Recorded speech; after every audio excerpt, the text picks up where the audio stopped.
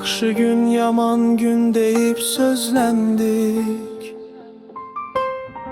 Allah'ı şahit bilip bugün evlendik. Bir ömür yaşasam yine doymaram. O güzel şefkatli mesum kalbinden. Sevginle hayatım al-elvan oldu. Yüreğim xoşbəxtlik sevinçle doldu. Sen benim canımsan, can yoldaşımsan. Rabbim nerede eşq payımsan.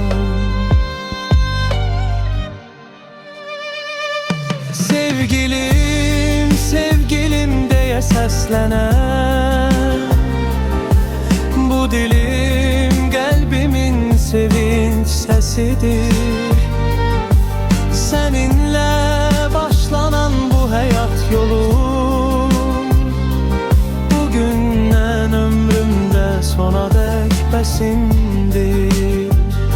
Sevgilim, sevgilim diye səslənən bu dilim kalbimin sevinç sesidir.